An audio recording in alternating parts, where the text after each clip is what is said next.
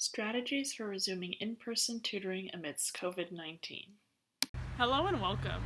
We understand this pandemic has left us all a little uncertain about how to safely phase back into the routines we hold dear. But rest assured, we'll navigate through this uncertain time together. We're all excited to resume work with our students once again and believe that offering support in person will be appreciated now more than ever. This course is designed for anyone working with students in educational settings, including tutors, academic managers, homeschool teachers, and educational therapists. Our goal is to help families and practitioners feel confident resuming in-person sessions. We invite you to learn about the 10 steps you can take to have safe and healthy in-person interactions. These steps are to be followed in addition to, not in place of, any local regulations. At the end of this course, you can test your understanding and earn a healthy tutoring certificate of completion.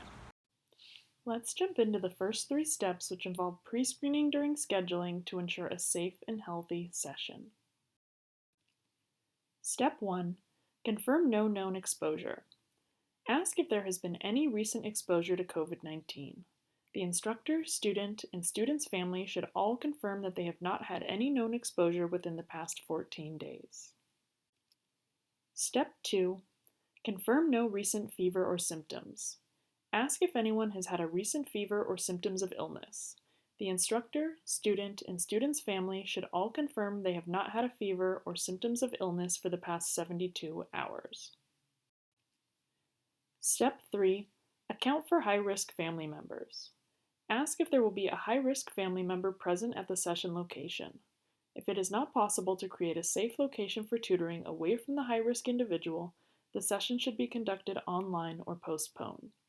The CDC defines vulnerable individuals deemed high risk to include people 65 years and older, as well as people of all ages with underlying medical conditions, including chronic lung disease, moderate to severe asthma, serious heart conditions, severe obesity, diabetes, liver disease, chronic kidney disease undergoing dialysis, and those who are otherwise immunocompromised. Now let's turn to the next 3 steps you can take upon arriving at a session. Step 4. Arrive wearing a mask. The instructor and student should follow the same guidelines and practices as in public settings. It is important that masks remain on for the entirety of the session. Step 5.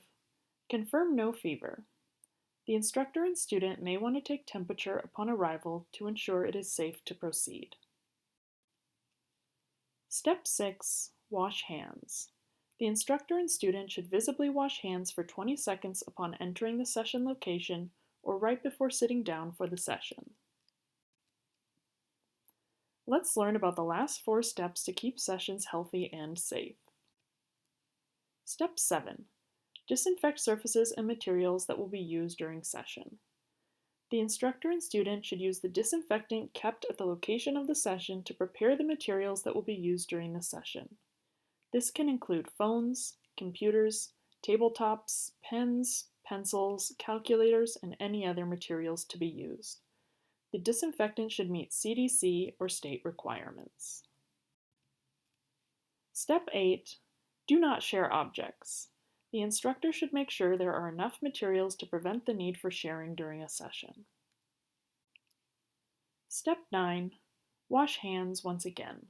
The instructor and student should follow safe hygiene practices and wash hands if they touch their face or an object that hasn't been disinfected at the start of the session. Step 10. Disinfect surfaces and materials once again. At the end of session, the instructor and student should take a few minutes to disinfect the surfaces and materials that were used. Disinfectant should once again meet CDC or state requirements. One final note is to make every effort to maintain a safe distance as recommended by the CDC or your local guidelines. Thank you for joining us to learn about the 10 steps you can take towards ensuring a safe and healthy in-person session. Please use the link provided to take a quiz on the material you just learned and receive your Healthy Tutoring Certificate of Completion.